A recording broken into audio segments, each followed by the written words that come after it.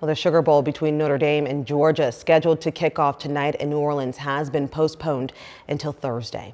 Our sports director, Ben Bobick, has been in New Orleans for the game. Ben, you're there now. You're right near Bourbon Street. Can you take us through what happened in the city and what you're seeing now?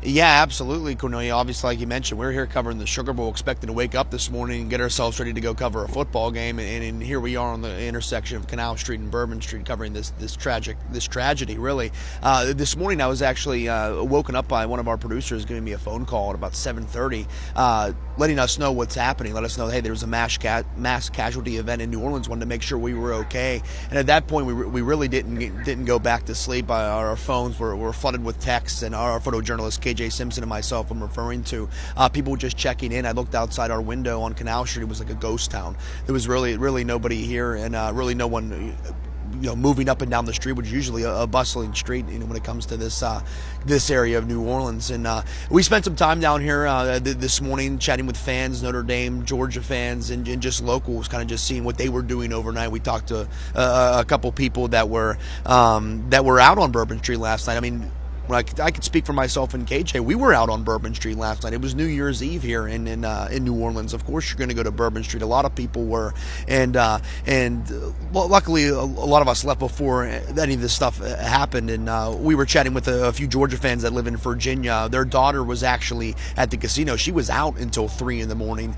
Fortunately, her mother mentioned that they had the Find My Friends phone app, so they were able to once they found out the news, they were able to locate her and see that she was in the hotel. And not out and about, so that was a tough moment for them, and we were able to catch up with those folks from those Georgia fans from Virginia, and to talk a little bit more about what went down here this morning. Yeah, we're thankful to everybody we know that's here. We've been in contact with. They're okay. So it's kind of the first thing when it hit you this morning. It's like, okay, well, what about everybody else? Who's here? Because a lot of fans know each other. Just from coming up together through Georgia and stuff like that.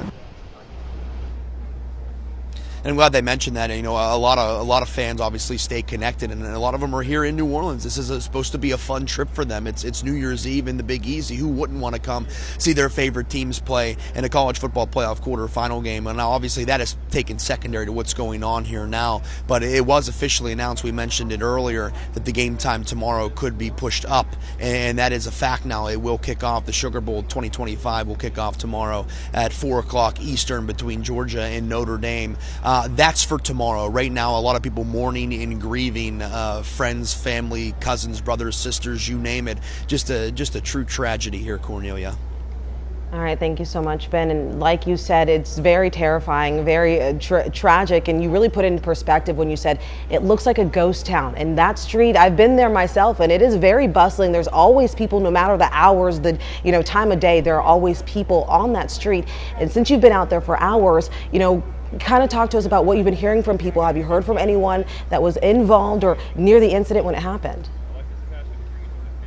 Yeah, I'm glad you mentioned that. Let's touch on that first, Cornelia. We were on Bourbon Street last night, and on a night like New Year's Eve, I mean, it's shoulder to shoulder. So, and from my experience last night, just after midnight, I mean, you could barely move throughout the streets. It's a very jubilant time, and you know what? People were, you really couldn't move as you're walking, and so it really puts in perspective what happened, because it's really scary to think what went down, and because of the amount of people that are on Bourbon Street. But we were able to catch up. We mentioned in the last half hour a couple who looked like Notre Dame fans whose friend was actually struck by the truck, and they were coming from the hospital.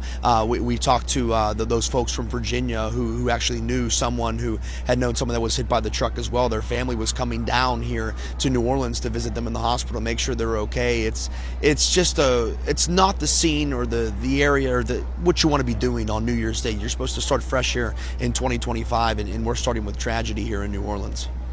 Definitely a somber day in New Orleans, but Ben, thank you so much for bringing this perspective. We know that you switch gears from covering sports to cover this for us, so we are so appreciative of you, and we're so glad that you and photojournalist KJ Simpson are safe.